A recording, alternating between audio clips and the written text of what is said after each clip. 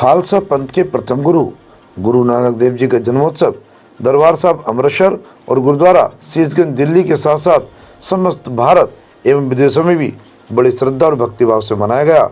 समस्त दिन दरबार साहब में समस्त भारत से श्रद्धालु दरबार साहब अमृतसर में दर्शन और आशीर्वाद के लिए पहुँचे।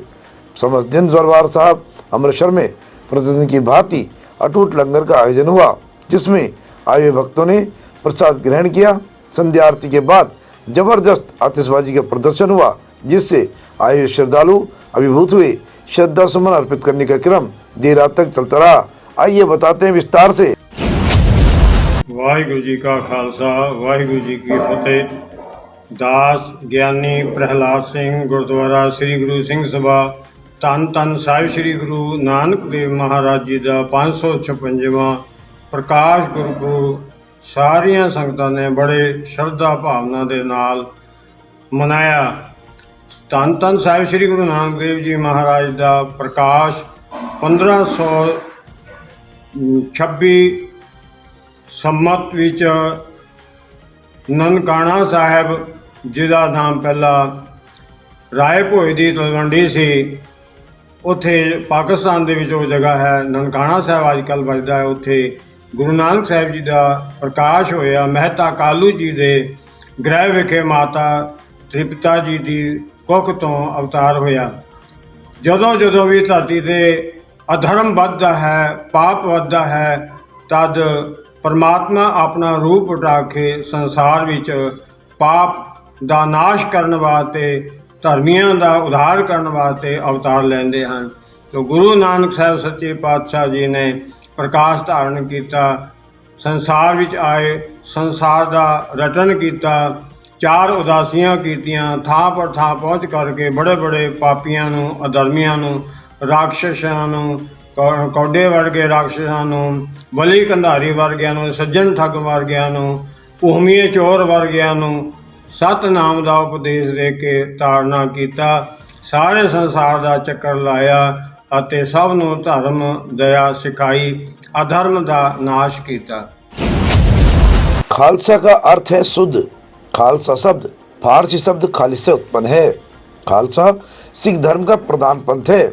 यौवनारंभ आयु में पहुंचने पर अधिकांश सिख लड़कों और लड़कियों को खालसा पंथ में दीक्षित किया जाता है। पालू नामक ये समारोह खालसा के 5 सदस्यों द्वारा किया जाता है, जो भजनों के उच्चारण के साथ साथ कृपाण की मदद से पानी में शक्कर मिलाते हैं। दीक्षा प्राप्त करने वाले एक ही प्याले से इस पेय को पीते हैं, जो जाति भेद की समाप्ति को दर्शाता है। लड़कों को सिंह और लड़कियों को और उपनाम दिया जाता है। जिन लोगों को इसके बारे में पता नहीं है, उनको हम इससे अवगत करा रहे हैं। आपको बता दें कि दीक्षा के अंदर पुरुष दीक्षितों को 5 करार धारण करने की शपथ लेनी पड़ती है, जो खालसा पंथ के प्रतीक हैं, जिसमें के अर्थात क्या शब्द से 5 चीज बनी है। पहले केस, कंघा, कच्छा, कड़ा और कृपाण। साथ ही वे तंबाकू या शराब का सेवन ना करने की शपथ भी लेते हैं। इसके इतिहास से भी आपको वाकिफ करा देते हैं, अर्थात पूरी जानकारी देते हैं। जो लोग इस जिन इतिहासों में विश्वास रखते हैं, अच्छा लगता है और समझते हैं, तो उन्हें ये जानना बहुत ज़रूरी है। सन 1699 ईस्वी में बैसाखी के दिन श्री केशवगढ़ आनंदपुर साहिब पंजाब की धरती पर श्री गुरु गोविंद सिंह जी महाराज ने श्री गुरु नानक देव जी महाराज के निर्मल पंथ की संपूर्णता करते हुए खालसा पंथ की स्थापना की, जिन्हें पहले सिख कहा जाता था। तब अमृतपान करने के बाद उनको खालसा कहा जाने लगा।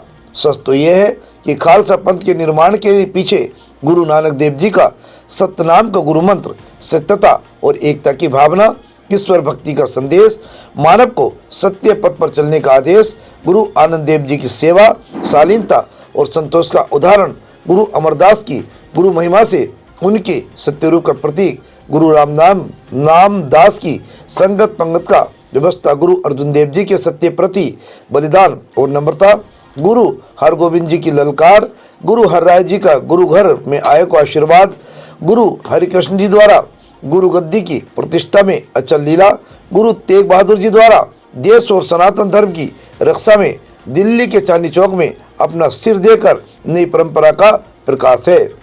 आचार्य हजारी प्रसाद द्विवेदी के शब्दों में खालसा में गुरुजी ने अलौकिक शक्ति संचार किया और उपदेश दिया कि खालसा में ऊंच नीच कोई नहीं, सब एक स्वरूप हैं। खालसा का पहला धर्म है कि देश मानव जाति की रक्षा के लिए तन मन धन सब कुछ न्यौछावर कर दे, निर्धनों, अनाथों तथा ऐसाओं की रक्षा के लिए आगे रहे। सतगुरु ने खालसा सजाकर समृत प्रचार की एक अनोखी प्रथा चलाई। अमृत प्रचार द्वारा राष्ट्रीय संगठन पैदा किया, एक परंपरा परमात्मा की उपासना का उपदेश दिया। गुरुदेव का ये लोकतांत्रिक नाम संसार के इतिहास में असाधारण तथा अलौकिक है। श्री गुरु गोविंद सिंह जी ने खालसा पंथ की रचना करके लोगों में विश्वास उत्पन्न किया कि वे लोग एक ईश्वरीय कार्य को संपन्न करने के लिए उत्पन्न हुए हैं। उन्होंने एक नया जय घोष किया। 30 मार्च सन 1699 को गुरु गोविंद सिंह ने खालसा पंथ की स्थापना की, जो आनंदपुर पंजाब में की थी। जैसा कि हम आपको पहले भी बता चुके हैं। आपको ये भी बता दें कि इस पंथ के अनुयायी अकाली ही थे। तत्कालीन समय में मुगल शासनकाल में सिखों पर अत्याचार हो रहे थे। कुछ ही दिनों में लगभग 80,000 लोगों को नए पंथ में शामिल कर लिया गया। जल्दी इस पंथ ने सिख धर्म के भीतर नेतृत्व की कमान संभाल ली। जो सिख इस पंथ में शामिल नहीं हुए और हजामत बनवाने रहे, उन्हें सहजधारी कहा जाने लगा। खालसा और सहजधारियों के बीच विभेद आज भी बरकरार है। औरंगजेब के अत्याचारों का मुकाबला करने के लिए अकाली खालसा सेना के रूप में सामने आए। गुरु ने उन्हें नीले वस्त्र पहनने का आदेश दिया और 5 करार, कच्छ, कड़ा, कृपाण, केस और कंगा धारण करना भी उनके लिए अनिवार्य हुआ।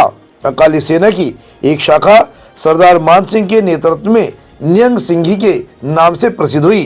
पारसी भाषा में निहंग का अर्थ मगरमच्छ है, जिसका तात्पर्य उस निर्भय व्यक्ति से है जो किसी अत्याचार के समक्ष नहीं झुकता। इसका संस्कृत अर्थ निसर्ग है, अर्थात पूर्ण रूप से अपरिग्रही, पुत्र, कलत्र और संसार से विरक्त पूरा निकेतन। निहंग लोग विवाह नहीं करते थे और साधुओं की वृत्ति धारण करते थे। इनके जत्थे होते थे और उनका एक अगुआ जत्थेदार होता था। पीड़ितों, आर्तों और निर्बलों की रक्षा के साथ साथ सिख धर्म का प्रचार करना इनका पुनीत कर्तव्य था। यहाँ भी ठहरते थे, जनता इनका आदर करती थी। जिस घर में ये प्रवेश पाते थे वे अपने को परम सौभाग्यशाली समझता था। ये केवल अपने खाने भर को ही लिया करते थे और आदि न मिला तो उपवास किया करते थे। ये एक स्थान पर नहीं ठहरते। कुछ लोग इनकी पक्षी वृत्ति देखकर इन्हें विहंगी कहते थे। सचमुच ही इनका जीवन त्याग और तपस्या का जीवन था। वीर ये इतने थे कि प्रत्येक अकाली अपने को 1.25 लाख के बराबर समझता था। किसी की मृत्यु की सूचना भी ये कह कर दिया करते थे कि वह चढ़ाई कर गया। जैसे मृत्युलोक में भी मृत प्राणी कहीं युद्ध के लिए गया हो। सूखे चने को ये लोग बादाम कहते थे और रुपए और सोने को ठीक रह कहकर अपनी असंग भावना का परिचय देते थे। पश्चिम से होने वाले अफगानों के आक्रमणों का मुकाबला करना और हिंदू कन्याओं और तरुणियों को पापी आतंकियों से हाथों से उबारना इनका दैनिक कार्य था।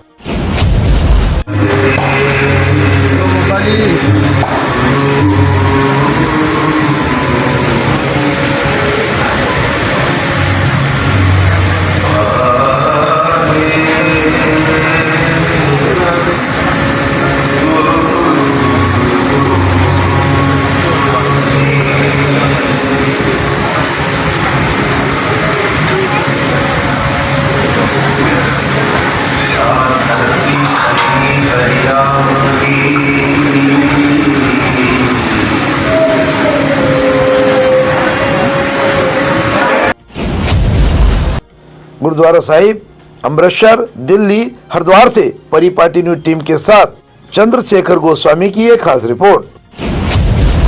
हमसे जुड़े रहने के लिए हमारे चैनल को सब्सक्राइब करना ना भूलें